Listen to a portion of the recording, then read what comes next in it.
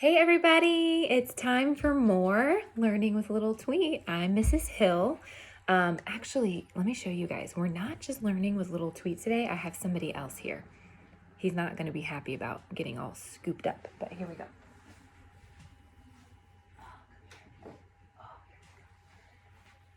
Sorry, he was resting peacefully. This is Neo. So we're learning with Little Tweet and Neo. Yep, there he is. Neo, now you have to move. Oh, okay. Today is Tuesday, April 28th, and we're working on day 20 lessons. We're finally up to day 20. So the first things we're going to be working on are our reading and word work. Here are the materials that you need. We need our About Trees book, and again, we're not going to read that whole thing again. But we'll use it to reference. So you need your About Trees book. The paper you're supposed to do after we read the About Trees book says day 20 at the top, and you're supposed to draw a sketch of a tree and write a story. But I don't think that's enough space, especially if you're supposed to include all the details like the roots and the branches and the leaves.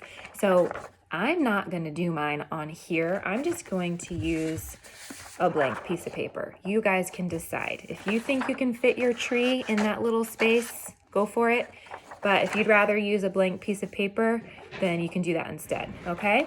And then for word work, you are going to need, where's all my stuff? For word work, you are going to need your Cycle 19 word list.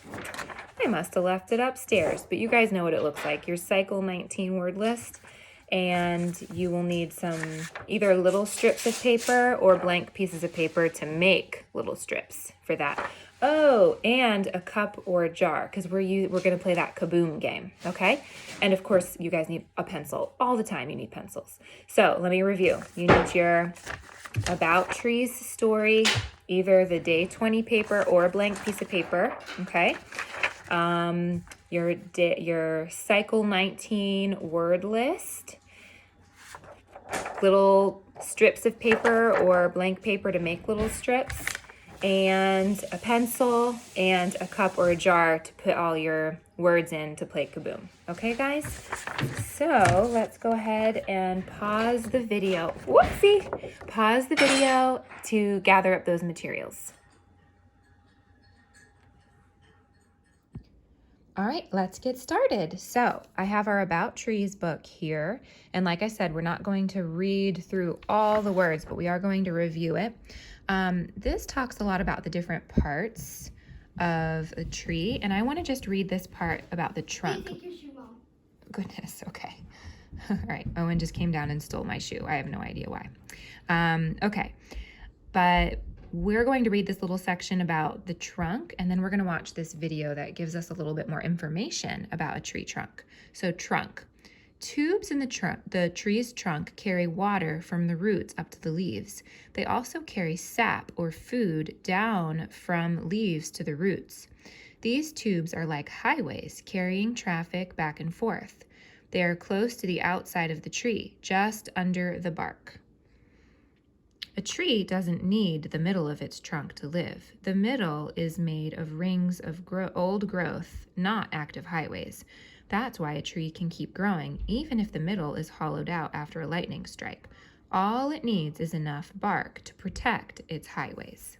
Okay, so this video is going to dig a little bit more into the rings of a tree trunk and what they can teach us about the tree. Whoops. Boy Squeaks, There it's we go. been a great day hiking in the woods, but I think I'm ready to go home now. What are you looking at over there? You're counting? Well, there's stuff that we can count back at the fort.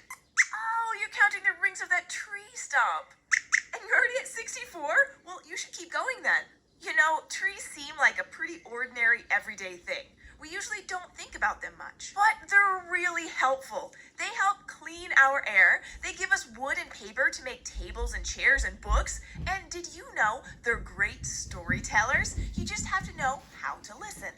You're right, Squeaks. There goes Trees Owen. can't talk, but they can still tell us a lot without using words. When we study a tree, we can learn all sorts of clues from it, and by putting together all the clues, we can tell the story of its life. See, during a tree's growing season, that's spring and summer, the tree will get taller and wider and add another layer of wood around its middle.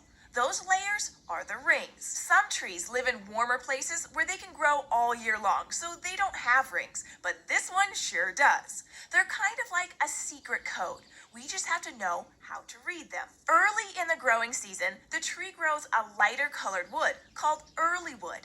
And then in the late summer, it grows a darker wood called late wood. And I bet you can guess where those names came from. One light ring plus one dark ring make up 1 year in the tree's life, which means you can count how many years the tree was growing, and you can see what those years were like. Let's take a look at the rings on this tree stump. How many rings did you count, Squeaks? 78? If the tree was 78 years old when it was cut down, it must have some pretty exciting stories to tell. And it recorded all those years for us in its rings, like a little book about its life. The rings in the middle here are the earliest ones. It looks like the first few years of this tree's life were really great. It has nice, wide, evenly spaced rings, which means the tree had some healthy growing seasons. And then I see some thin rings over here. That means the tree was having a tough time. It didn't get everything it needed, so it didn't grow as much. Maybe it didn't have enough sunlight, or maybe there was a drought, which means that this area didn't get enough rain. Or insects might have eaten a lot of the tree's leaves that year, which made it grow more slowly. And then the rings get wider on one side. So just when the tree was starting to grow up, something started pushing on it, and it leaned to one side. So it grew thicker on that side to help support itself. And then there are a few thin rings right after that. And then our tree evened out and grew some nice, thick, even rings. Maybe some other trees had been pushing it aside and crowding the sunlight. And then maybe they fell down. So our tree finally had all the sunlight it needed. Oh, wow! It looks like there might have been a small fire after that. A whole side of the tree was scarred, but it kept growing new wood over the scar every year. This tree had some good years and some really tough ones, but it stuck it out and it kept growing. It lived a long, full life until it was chopped down. Oh, don't worry, Squeaks. We don't have to chop down a tree to count its rings and learn all about it. Scientists... All right, so we're not going to watch that whole video. I think we heard enough about the trunk and the rings inside a tree, and you also might have noticed we magically transported to a new location in the middle of that video. So it's time for us to go ahead and do our written response, and we are using our About Trees book. Now here's what it says for day 20. The directions say, using your Enjoying Trees journal, that's what this is, sketch a tree and write a story of how you enjoy your tree. Make sure your story has a beginning, middle, and end. So I was thinking that this space was a little too small for me to really sketch a tree my very best, because I want to make sure I include several of the things that we learned about in the About Trees book. So like the roots, the trunk, the branches, the leaves, I want to include a lot of those things. So I'm actually not going to use that paper, and instead I got a plain piece of paper, just drew a line in the middle. So I'm going to do my picture up here and my story down here. Now it says after you draw your tree to write a story about how you enjoy your tree, and it says to include a beginning, middle, and end. If you feel like it's too challenging for you at this point to include a beginning, middle, and end in your story, that's okay. Just make sure you write at least one sentence about how you are enjoying this tree. Since we wrote about enjoying trees last time, you've learned that you can also build tree houses in trees. We saw some other resources that talked about maybe having like a picnic under a tree. I forget what the other thing was, but you know, maybe you've thought of some more ways that you can enjoy a tree than just what we discussed when we read Make a Tree Friend, okay? So if I was going to draw a tree, now it's going to be hard for me to do one-handed, but I'm going to have the ground up here. Whoa, that's a crazy ground, but you know what? The ground isn't always flat. But the reason why I did that is because I want to put the roots underneath the ground, and I'm going to have some big, thick roots.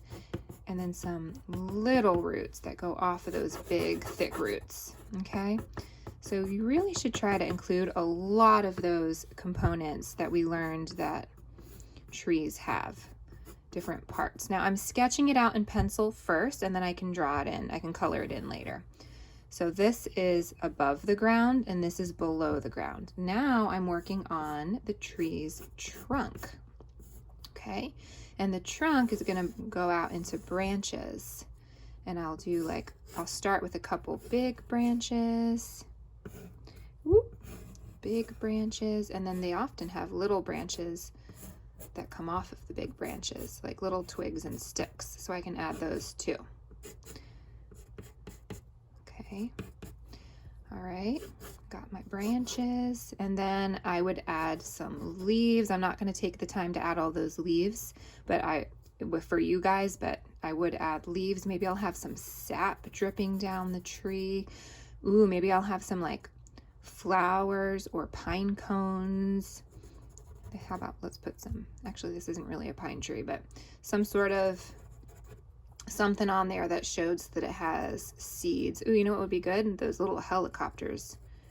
Those little helicopters things that spin down, those are seeds. So I could put those on there. Ooh, sorry, little tweet. All right, so there's my sketch of a tree, but I need to be in the picture too, right? So then I would draw myself enjoying the tree somehow, maybe climbing up in the tree, or maybe there's a swing in the tree, right? Maybe there's a swing. So I'm not gonna, little tweet, I'm so sorry. I'm not going to complete that picture. You guys are gonna add all those details that in your own picture. Then down here is where I'm going to do my writing. So I might say, I love to swing in a big tree by my house. It feels really fun when I swing high and touch the leaves with my feet. Okay, that might be something that I write here. If you need lines, you can draw lines on your own. Make sure you have spaces between your words and reread your sentence as you go to make sure it makes sense.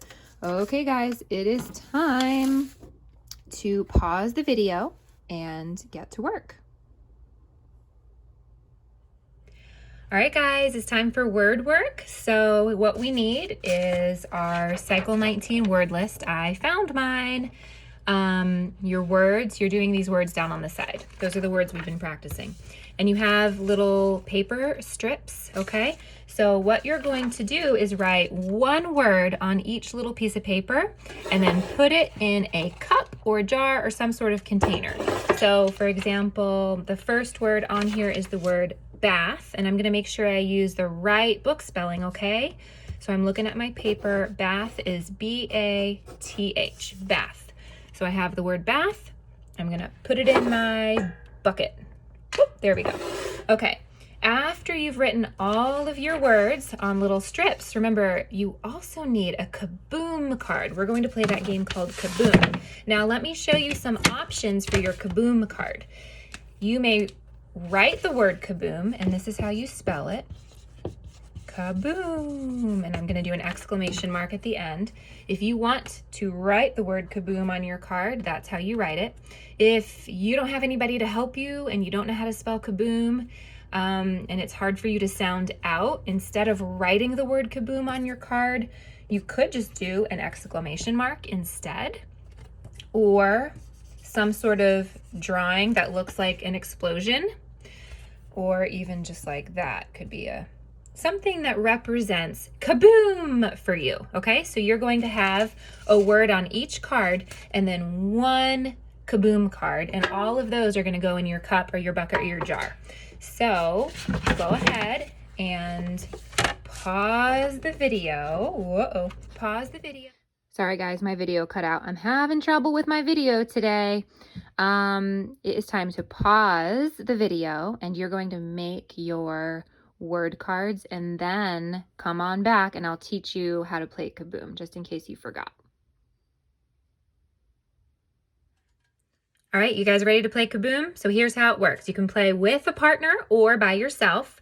I'm gonna go ahead and close my eyes and pull out a card and read it. Tan.